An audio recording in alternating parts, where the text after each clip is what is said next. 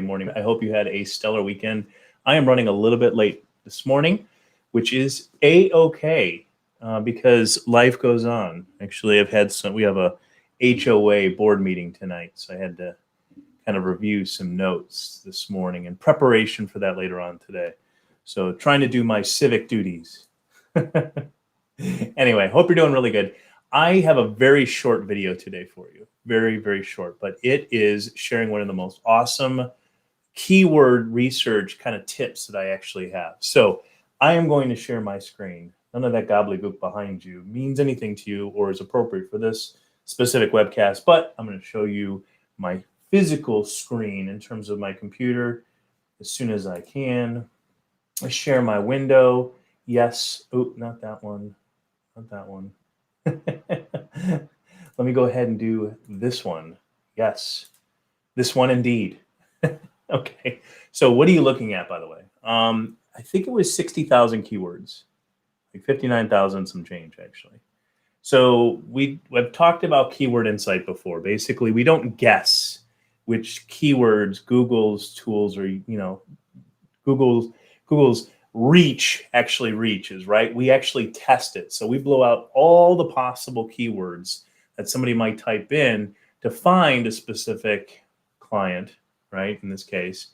And we test those in AdWords for about a week or 2 weeks. Okay, so this test literally ran from like pretty much the middle of October to the end of October, like I think the 1st. So we try to get a statistically valid balance here in terms of the stuff. So this client is a mortgage broker, okay, in Florida. I'll leave it at that. And we were testing, we blew out 60,000 keywords, and we tested in their specific radius, their area. And these are the results of it. So these are the keywords that basically, let's see, out of all the 60,000 or so, there are only about 700 or so that actually ended up even getting any results whatsoever in terms of actual impressions. Now, when we do this little keyword insight test, we blow out all those keywords and we test it, we're not looking at driving traffic. And by the way, we do start that in a new account. We don't use a current client's account typically. There's reasons for that, for history and stuff like that. So anyway, new account, usually phrase match, usually. And then we blow out all those keywords and we see which ones are impression the most, because we don't really, at this point, we don't really care if it's a desktop device, a mobile device, a tablet. We need to gauge the audience in that area. Think of it like a focus group, right? So before we used to be able to get kind of consumer insight in terms of focus groups. Now we can actually use the search results, people typing in a certain area for what's going on in their head, right? So we can use that to gauge potential areas of connection with our clients. So that's what this is. And we do the keyword insight. This is the results of that test. And basically we have impression share. So this is the number of times, so the actual share amount of this keyword as it relates to the entire impression share that was in the test that came about. Because Google AdWords is really good and very auditable, right, in terms of that stuff. We can trust that pretty hard. For their estimates, not so much so, because literally the number one keyword, like in this case, if we were to run the actual test with this keyword segment using the estimator tool, Google would give us significantly different data, primarily designed to make Google money. I know that surprises a lot of you. So the test is always the best thing. Okay. So anyway, so we have the results of the test. We basically do the impression share, and then we try to hit a cum, impression share for a client. But what I want to get to you is this. We break those out with the paid, the organic, doing potential video targeting with the keyword, as well as Google My Business. But I really wanted to zero you in right here. And I don't know if you can see that. You can see it. I think you can see it. So $600,000 house. This client doesn't want to really go below $400,000 in terms of the house available in Florida. Lower margins, branding reasons, all that fun stuff. But it's a very general term. Okay, so this is where that tip comes in. So I am going to slide this over to you. So we're going, all right, well, 600,000, what shows up for that kind of stuff? Is that really a keyword that I want to go after? Just because it showed up on the reporting doesn't really mean anything. It is a term I want to go after.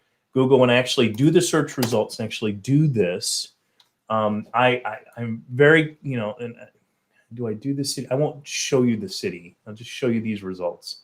But it is a keyword we want to go after. We think we can target it. But the one thing I really want you to take away from it, and the tip, is when you do this thing right here. So it's interesting because it even changed there. That was fascinating. Very, very fascinating.